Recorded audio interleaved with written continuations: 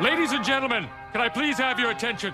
I've just been handed an urgent and horrifying news story, and I need all of you to stop what you're doing and listen.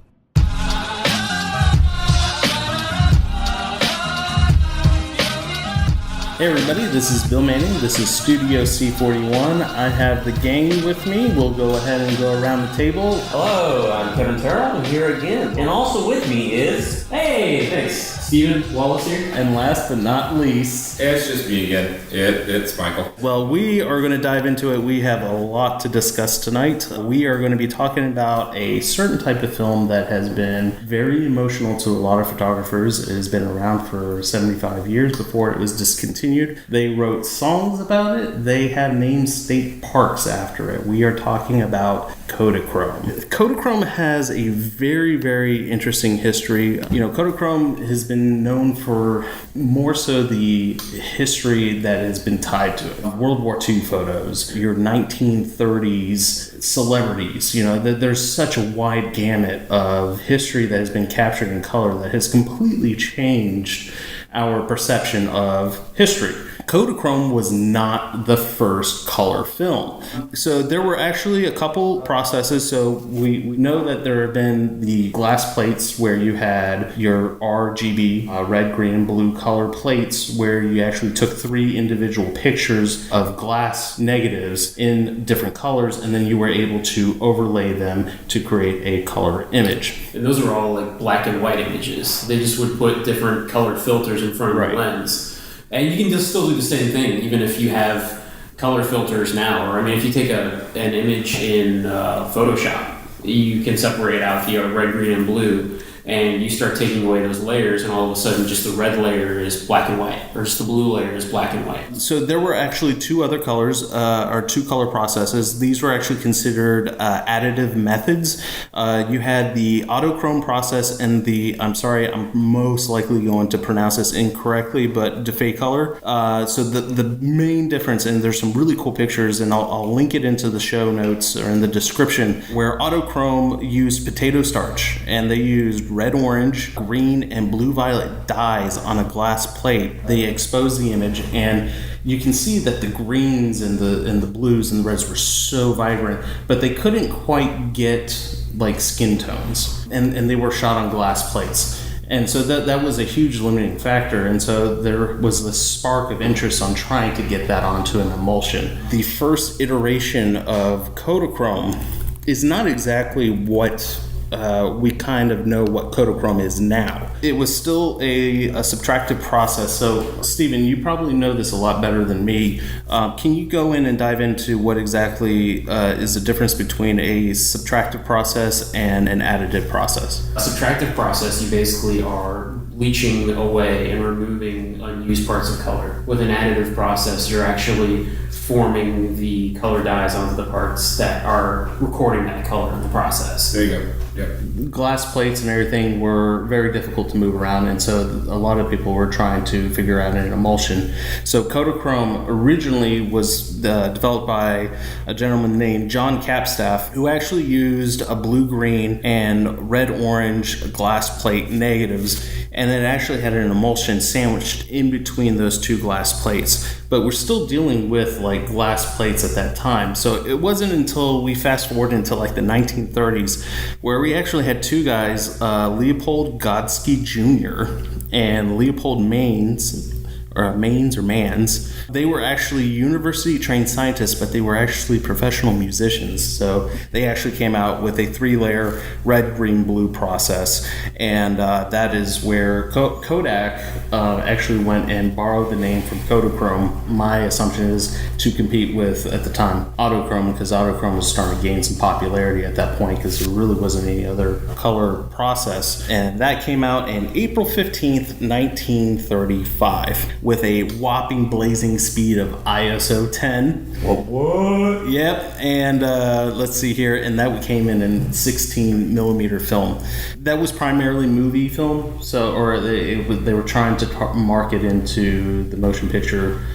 They were trying to really change how a movie was made, and so that's what their target market was. It wasn't until 1936 really until they really came out with 8 millimeter 35 millimeter, and honestly a format that I've never heard of, called 828, and that was more for still cameras. So we're going to fast forward a little bit. I mean, there's some amazing photos that were taken at that time still. I mean, Stephen, you actually have an amazing book that I had a chance to just kind of glimpse through that took place in the 1930s. I think the starting point was 1939, and then it kind of led up for this time period from 1959 on Kodachrome. And so that was really, I guess, the era before Kodachrome 2 came out. So what exactly is that book that you got there? Yeah, so this is a book, honestly, I found, I want to say it was probably even like in the bargain section at a Barnes & Noble, or might have even been Borders back That's in the day. amazing that you even saw that. Yeah, and it was just one of the best, cheapest books I ever picked up.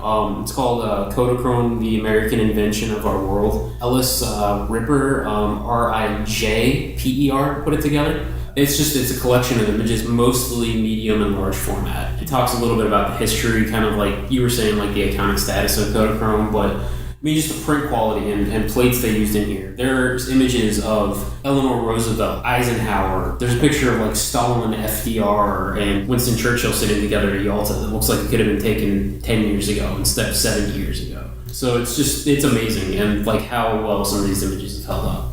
Yeah, it really, this really changed my perspective on history, because we're so used to seeing like war movies on History Channel and stuff like that, where you have black and white. Probably in the late 2000s, we started seeing History Channel put out like color. What was that series, World War II in color? Oh, it's a great series. Oh my gosh. Yeah. And it really, it just completely changes your perspective on history. I mean, I think we have become so insensitive to color that, I mean, it's such a norm now. I mean, we have it in digital sensors and everything, and even color film these days, that we just go, oh yeah, that we tie that to today's standards. But when you go and look back at your textbooks and stuff like that, and you just see black and white images, and then you see it in color, and we're not even talking about the process where they editors go in and then colorize it. It just totally changes your perspective on history, and it really kind of brings it all together. I mean, I think, sure. Yeah. In the photographic process, no matter how good things get, how great, how accurate digital imaging will get, there's always that layer of separation. I think in studying history, you sometimes forget, no, this is the same world that happened in is the world in which I currently live. Yeah, I mean, there's color photos of like atom bomb testing in this book and stuff too. So it's a beautiful window on this history, this time period. Yeah, so I mean, it's an amazing book. I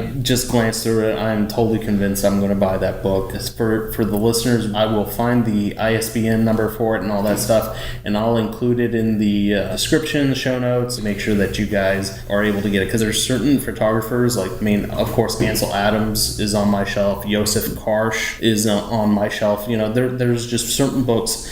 I think you have to have a photography book that you can refer to for inspiration, because I mean, we all hit that area where I'm kind of just like, oh man, I'm just not feeling it. I really am looking for something that can just inspire me.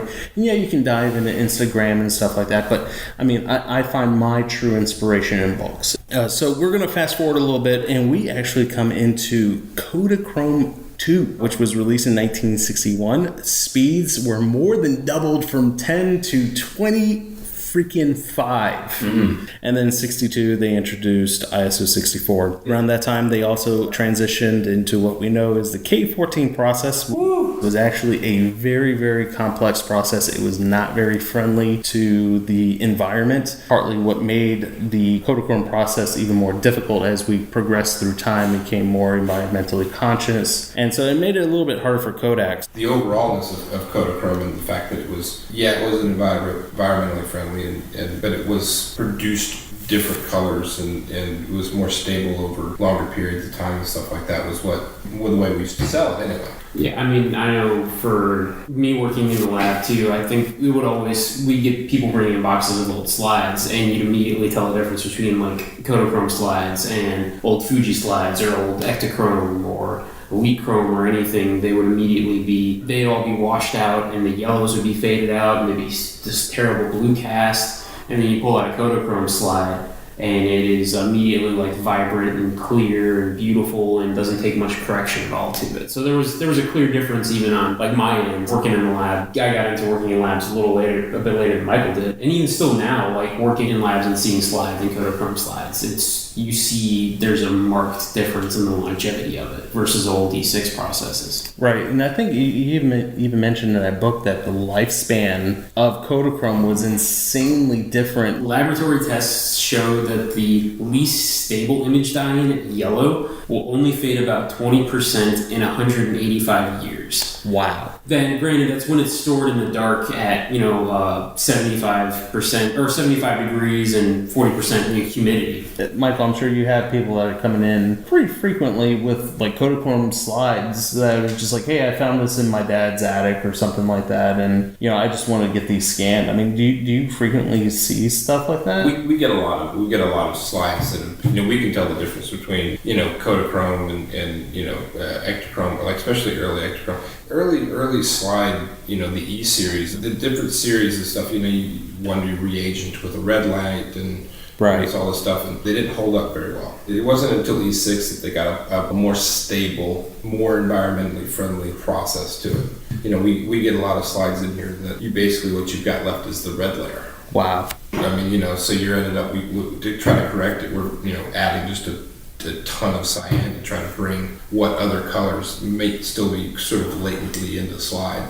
But then you get a good Kodachrome slide in here and you're like, oh, look, these colors. Yeah, and that's the experience I've had with Kodachrome, like in my father's slides, and he never kept any of his negatives or slides, stored them properly. It's sort of been like in a thing where I like go to the attic and I'm like, oh, look at that. There's slides where they shouldn't be in this hot, humid attic. Oh, neat. But going through and scanning them, I've scanned probably around 2,000 of my dad's slides. The Kodachrome looks great. Yeah, there's some minor distortions, right? But it was a very resilient. Oh yeah, and he had a bunch of Ektachrome as well. His early stuff, oh man, it's just garbage. It is so blue. It looks hair. It's been a nightmare to scan. It's really impressive how well the Kodachrome slides have stood the test of time and stood the test of being stored improperly. And my guess is probably the majority of people who have slides still, they're in an attic or they're in some place where they shouldn't be. They're not in the ideal situation. And that's a nice thing to know that, hey, your memories aren't gone forever. A lot of my coworkers who are not millennials are definitely Generation X baby boomers and stuff like that. Their parents are passing away, right? And so I have one coworker who she's like, I have my father's Kodachrome slides. She's like, I need to get these scanned and everything, and I need it. Their idea of preserving family history, it hasn't even come across. Like, my parents have negatives in shoe boxes in their closet, and it just brought me to attention of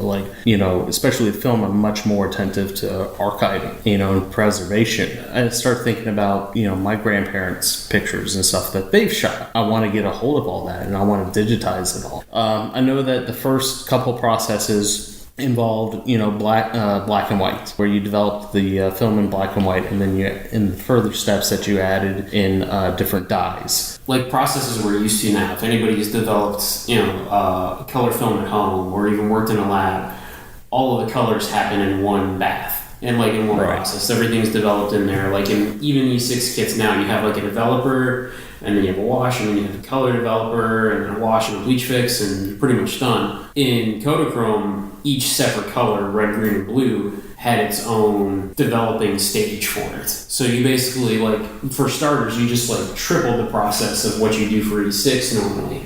And then there were some extra steps as far as there was washing. And there was a red light and a blue light for the various, for colors. Yeah, so they actually involved basically re-exposing the film in the midst of the process and re-agenting it. It's essentially with a particular color light, causing that to bring out other aspects of the image. Kodachrome was a very complicated process, and I think that was kind of what led to its own demise. Oh, for sure. In the 1980s, 1990s, E6 started becoming much more popular. FujiFilm. So Kodak had its downfalls before digital really became, consumer. They had a really hard time with Fujifilm being introduced into the American markets because there were government subsidies. And so that's what really allowed them to undercut Kodak and Kodachrome. Their sales just started dropping after that. You started seeing, as early as 1996, where Kodachrome 64 in 120 format was discontinued in 1996. I mean, that was way before, digital wasn't even really introduced until what? I never even had a concept of Kodachrome being in anything but 35 millimeter. Right.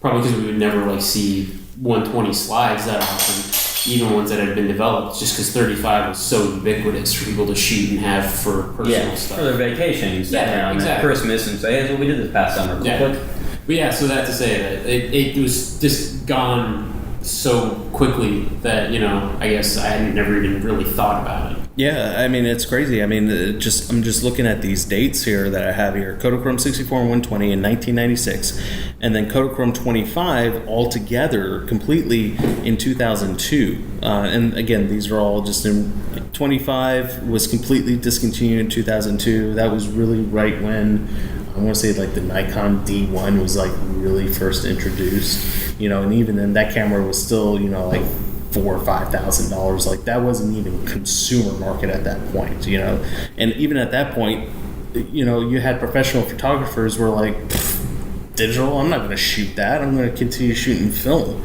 And then Kodachrome 40 and Super 8 was discontinued in 2005.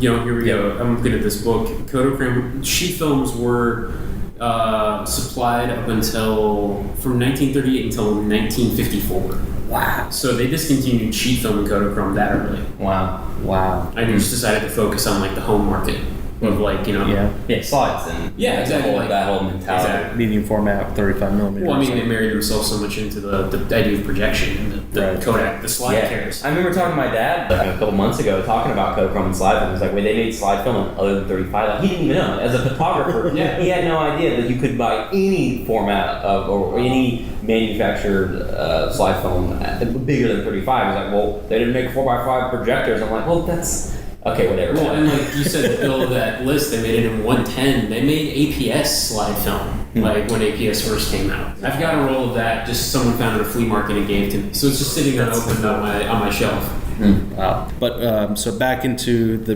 demise of Kodachrome. So Kodachrome 40 and Super 8 fell in June of 2005, and then Kodachrome 200 in November of 2006. And I want to say that was probably right when digital started to really start, seeing uptick, in the consumer market and stuff like that, more in your point and shoots and stuff like that. Yeah. And then finally, Kodachrome 64 and 64 Pro in 35 millimeter were discontinued in June of 2009.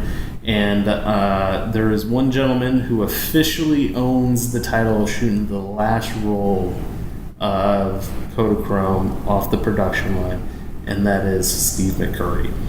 And Steve McCurry is most known for his National Geographic work, most notably known for Afghan Girl, and that image just from what I've read, it was, some people had considered it the modern day Mona Lisa. A girl's wearing a headscarf and just the most piercing blue eyes. So I think we've all seen that image, whether we realize it or not. Yeah, it was that Steve McCurry picture. Yeah, his whole body of work in general is extremely impressive. Oh, absolutely. He's one of those that will fall in the Hall of Fames of the Ansel Adams, and so there was actually an episode made, I think it was by National Geographic, in 2010, where he took that last roll, loaded it up into his Nikon camera, and just did one last shoot and took it to Dwyane's photo where they process it. Now, what they didn't make it very clear is that Dwyane's continued to process film for a good bit. I think it was until December 2010 where they stopped processing Kodachrome. So, but he definitely had the last roll off the production lines at Kodak. So the last roll ever made by Kodak he shot. Mm-hmm. So, and even some of the images that he produced off that, I was like, oh man, I would love to have a print of that. So yeah, it was really interesting to see Kodachrome really fall before digital really, because everybody said that digital was what killed film, but specifically for Kodachrome, I want to say it's not true.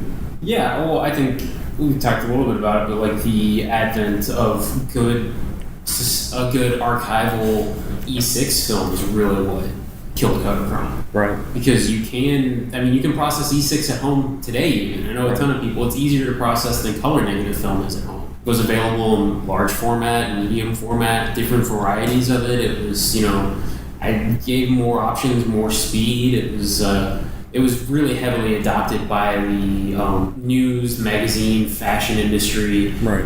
As kind of a standard. They were companies. Geez, I did when I was in school, I did a tour of a studio. And this was just in 2008, maybe, of a studio here in Atlanta that does a lot of work for commercial work for like Home Depot and places, and they had some clients who still wanted stuff shot on slide film, even 2008, because that was their workflow. Right. So all that to say that all of that like just kind of usurped out of that, and then people weren't. Even when I was a kid, we never looked at slides. We had printed pictures. So right. I think it's a mix of E6 and also ready availability of printed photos at home.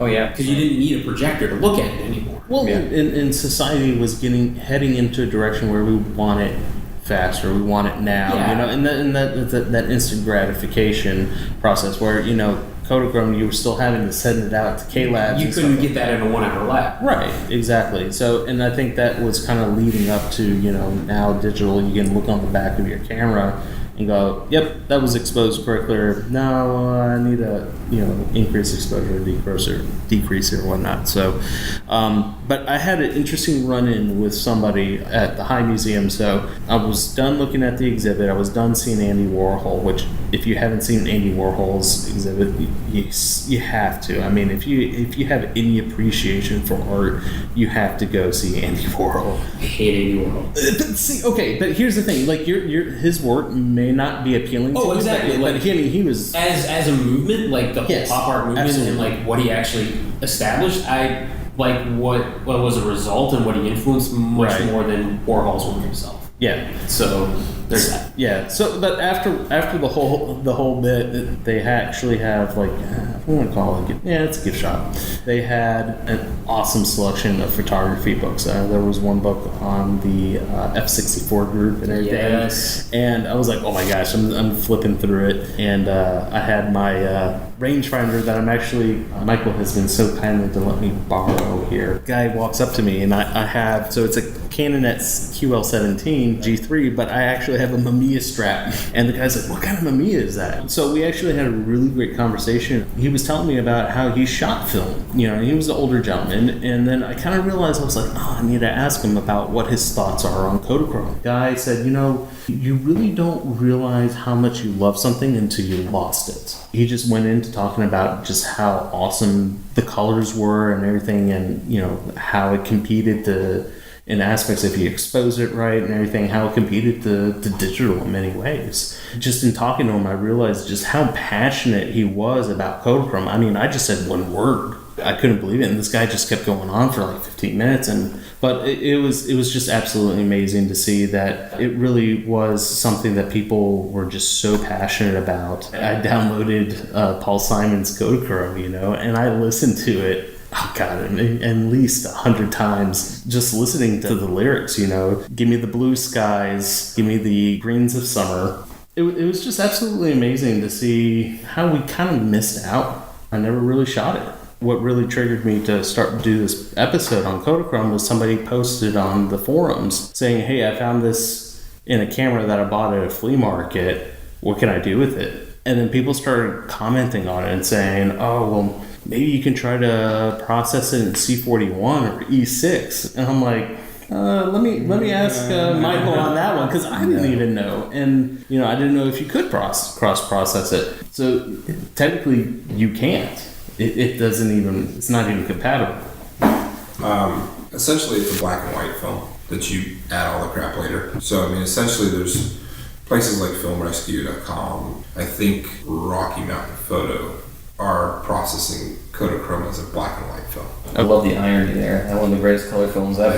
And it's death. Yeah. You get black and white. And at that point, I mean, there may be some images you're like, well, I need to have this. Well, yeah, I mean, that's the thing where, Bill, you were talking about, there's images, just latent images on this film that you could have found in like a loved one's house or something, and you want to be able to see it. That at the very least you can get an image out of it in black and white, but it doesn't come out bad. And I've only ever seen images online. I've never actually held one in my hand to actually see what it looks like. But the scans, but the scans, you know, as long as it was a decent start off with, they're really not bad. They're probably how old some of these images. as far as black and whites go, It's pretty good. it's pretty good. Like, find yourself a cheap roll of Kodachrome somewhere. I got two at home. Shoot it and get it processed as black and white. Yeah, well, it's 25. Well, I'd probably rate it like 4 stops over. Worth a shot, man. Yeah. Just bracket the entire roll, man. Do you have like an ISO 5 on your camera? Well, my light meter goes down to ISO 3, but it bombs out at 6. That's right. But yeah, bummer. Huh. Just bracket everything. You'll get like 4 usable images out of it. Yeah. It'd be so wasteful on Kodachrome though. Like I would totally get it if it was like It's also the most expensive Kodachrome you'll ever buy too, because I'm not sure. I can't quote price for Bible and verse from like what film rescues charging, but I don't think it's cheap. Okay, so I found the blog here, Defo Bloggrapher. This was actually a relatively recent post. It was in January 2017 by a photographer named Kelly Shane Fuller. He is actually trying to figure out how to color process Kodachrome on his own. In this paragraph, he says, I would say that I've got it about 80% of the way. I'll flat out tell you my results aren't perfect. Currently, they're not quite as saturated as Kodachrome typically is, but I'm tweaking my process constantly and I get a little closer every time. Recently, I've gotten some advice from an amazing former Kodak engineer who worked on the original Kodachrome and got some tips to get closer results. All that to say, I feel like I'm in the realm of good enough, though it's not 100%. That's pretty cool. That's dedication too. Yeah. No kidding. Yeah, so a lot of respect. If that guy actually like gets to a point where he's like, just send your Kodachrome to me, but I can't promise. Oh, I'd do it. Dude, I would do it. I think he's in the film photographers Facebook group. Like, there's a bigger group than the Atlanta I think I one. remember seeing that come up in there at least. So it was interesting. You know, what really pushed me to kind of do this episode is I don't know much about Kodachrome, and I just like to research stuff in general, and then realize that a lot of other people just don't really know that much about it, other than the people that did shoot it that are in a generation that, you know, to a point where there may not be knowledge passed down, you know, and it's really sad to really think about that. It is. It's also, I mean, we talked a little bit about it, but for so many people, that film is their childhood. It's their life. It's like, you know, their important moments that were documented on Kodachrome. And I think that's why there's such a visceral reaction to it still. Like, I can't tell you how many times I see stuff posted by Kodachrome or Eastman Kodak now. Even like people like I know who work at Kodak, and somebody will be like, bring back Kodachrome. Like that's the first thing that I'm going to post on it. Regardless of it. It's like just become that like rallying cry, like you know, free bird is the equivalent. It really is. Bring back Kodachrome.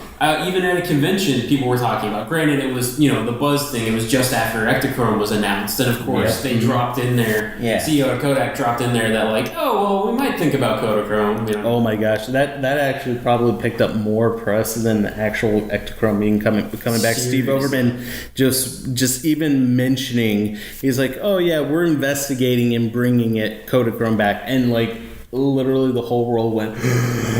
And then he had to step back from it. You know, it was like total buzzkill. It's all these things. Even in Ektachrome, they've talked about like it's not as simple as just hitting the start button again. Yeah, they're reformulating the Ektachrome. It's they need to. I was watching a little documentary about Kodak, and this was a few years ago. It might have been around 2012, 2015, somewhere in there. It was a little documentary, and it was talking about like they showed the room. They're like, yeah, this was the room where Kodachrome was made. And they were drawing salsa. You know, and like that's hilarious. Also really sad. Yeah. But like that's the reality. Is like these machines they may have them. I mean, I don't know. I'm not an expert on the intricacies of the inner working of the Kodak factory, but I would imagine like they're like, well, buy and track some of it. Obviously, they've saved some things, duh. But like you're saying, it's not just like, oh, let's walk in the room, turn on the light, hit the switch, and bam, we got slide film. Right. So many of these, it's what happened with Polaroid and everything too. Literally, companies that were supplying Polaroid the raw chemicals for Polaroid film don't exist anymore. Right. Like Polaroid, when they were going to cease production, they bought so much up and then were like, that's it, we're not getting any more. And they can't get any more. That's why Impossible Project had to start from square one. And that'd be the same thing even with Kodachrome. I'm sure some of the components that were used in the film don't exist anymore. Right. Or aren't they'd have to be reformulated. So even if they were to come out with a Kodachrome tomorrow, it wouldn't be the same. Mm-hmm. But it's like the Ektachrome that's coming out right now. It's not going to... There were 4 different versions of Ektachrome, I want to say, when they ceased production of it. I know there was like 200G, there was 100, there was E somewhere in there. So there was these different varieties, and E100. Nobody's seen yet what it's going to be. Like, we don't know what this Ektachrome 100, I think it's 100E is what they're calling it. But we don't know what it's going to look like yet.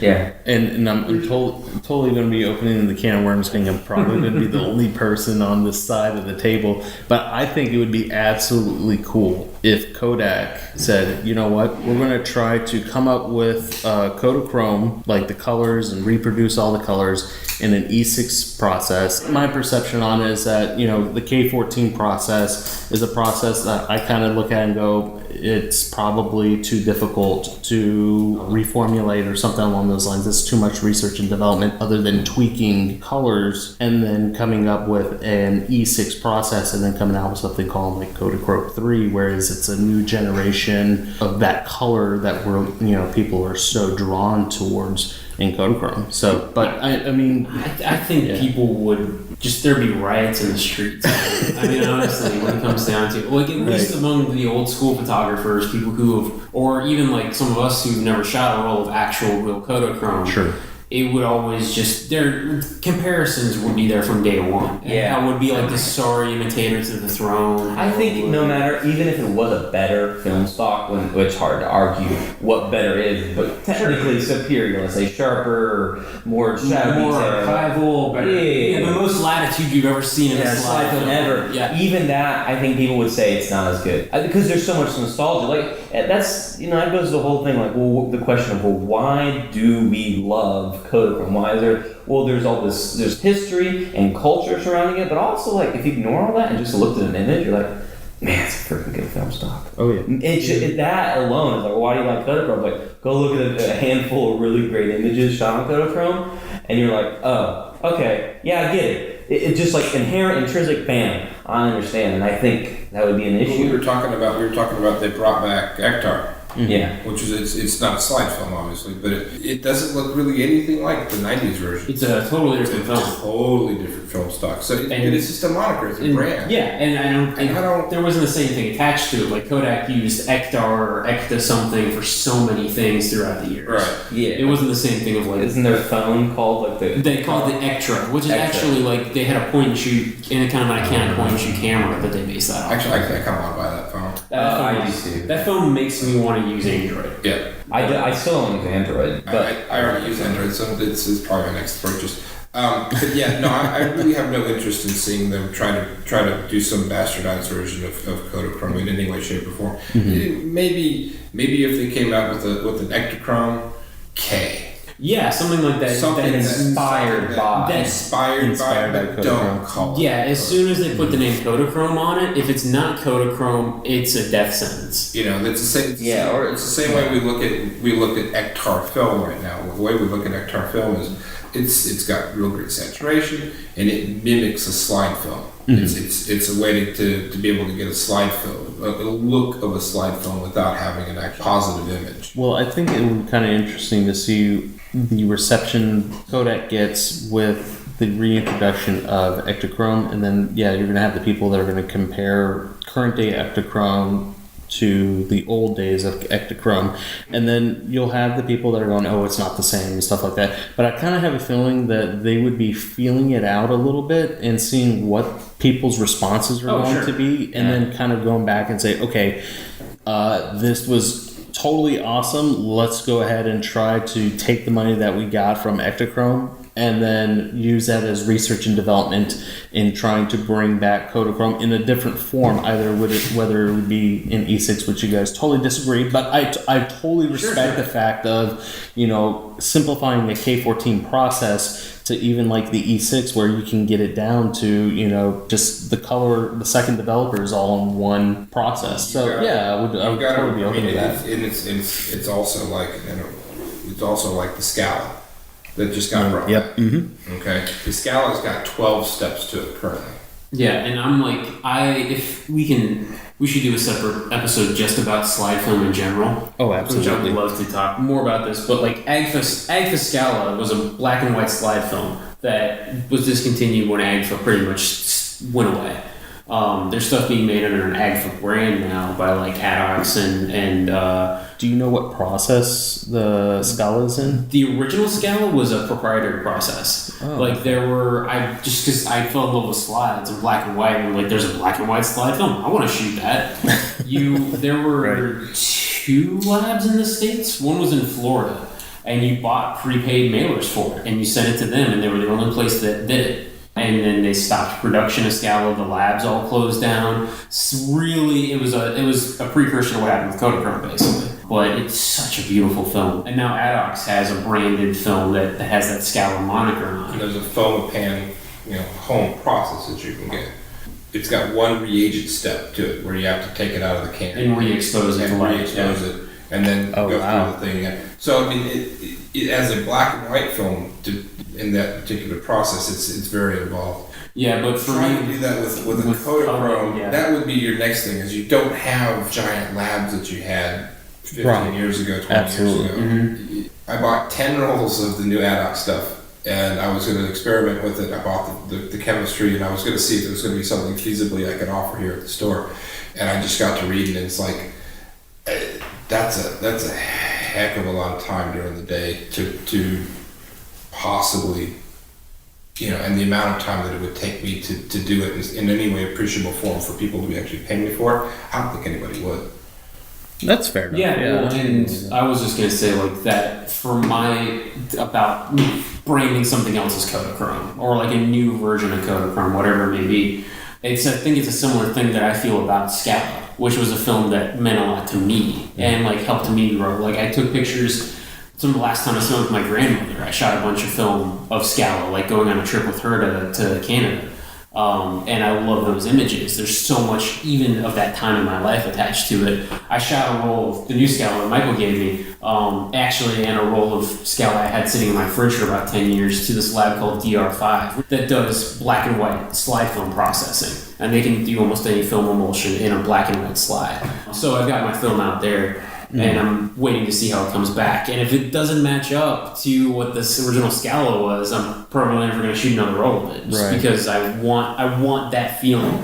But there was something about it. They used cardboard mounts. It had like official branding on the box when you got it back from this lab in Florida. It was like everything about it, just like those Kodachrome slides. You look at the old, they've got the Kodak logo on them. It says Kodachrome specifically. There's something about that. In red.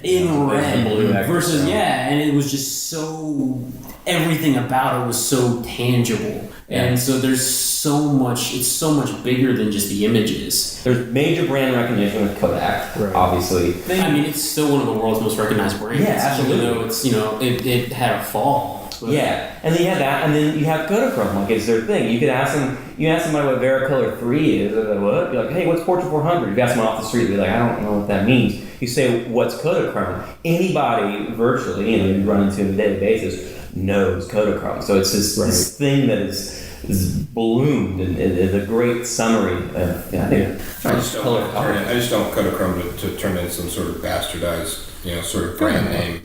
for sure. Yeah, something just to make, make money. Ooh, we'd run it back finally. Like putting, Yeah. you know, Fair enough. like putting a Polaroid brand name on like crappy digital cameras or TVs or Yeah. The last bit about Kodachrome that I found interesting at the last second in amongst all my research is that there is a movie. I found this on IMDb. There is actually a movie scheduled for sometime in 2017. I couldn't really find any much more information on it, but the movie is called Kodachrome, and the premise of it is called Set During the Final Days of the Admired Photo Development System known as Kodachrome. A father and son hit the road in order to reach the Kansas Photo Lab before it closes its doors for good. Before we kind of comment on that, it says the status is in post-production, but I did find it on a different website that it was something along the lines that the father was dying. I'm not terribly familiar with the names except for one. So the stars in this movie, Elizabeth Olsen, Ed Harris. Ed Harris is a total Dude, badass. Elizabeth man. Olsen is a badass. Is she? She's a Scarlet Witch in the Avengers movie. Yeah, she's awesome. Okay. And then Jason Sudeikis. Yeah, Jason Sudeikis. Yeah. So That's a solid cast. That's really good. that's pretty much it. I'm really excited to see what they're going to put out on that. It is scheduled to release in the U.S. sometime in this year, and then the filming location, Toronto, Ontario. Oh, you mean Ontario? Ontario. Dang. Because my tongue totally screwed up on that, but I'm Yeah, gonna it's all I'm right. gonna accept it. But so yeah, that's really interesting as far as what's going to happen. And But that's actually interesting because there's a lot of Ontario that could be an analog for Kansas. Also, there's tax incentives. There is absolutely That's why they're there. And there's poutine. That's all you need to make a movie. That's all tax I need. incentives and poutine. And there you go. Movie magic. That's right. so, but so If anyone knows of a quality poutine in the city of Atlanta, please let us know. that's pretty much it, guys. I had a lot of fun researching this. I had a blast talking about this to the group. I think what would be cool, even because so much of what Kodachrome is so personal. I don't know if anybody wants to comment on Facebook or wherever else about their own stories or experiences with Kodachrome. I think it'd be really cool to hear it and even maybe Absolutely. sharing. Yeah, something that'd be great. I'm just going to totally derail everything. I just came across an article. Japan Camera Hunter is making Street Pan 400 in 120 medium format. Yes, Yes! they announced it a little while ago, but you're finally taking pre-orders for it. Yes, pre-orders are available. Okay, I'm sorry. I totally great. that was just No, you're Great. good, man. totally. Sneak I it in just there. saw that article throw up there, but wow, More that's so film coming to exciting. the market is Yes. always a good thing. Oh man! All right, guys. Well, thank you for coming in and joining us as we discuss Kodachrome. Also, I forgot to mention Kevin is also going to be a regular. We just had so much fun with him last episode. And plus, he brings our beard quotient up to Yeah. Yeah, it was a pleasure, and I appreciate hanging out with you guys. let him hear it. All right, guys. Well, thanks again for joining us. Comment on Kodachrome on any outlet. We're on Facebook, on YouTube. So Do we have a MySpace page yet, though? Let's do it. Either that or a live journal, one of the two. Or Xanga, or Yes. X-Zanga. Yes. 5th grade, I had X-Zanga. Woo! Dude, that was senior year of high school. I had a Zanga. oh man! I was also born in 95, so. I'm going home. All right. Good night, everybody, and we will leave it on that bombshell. Good night.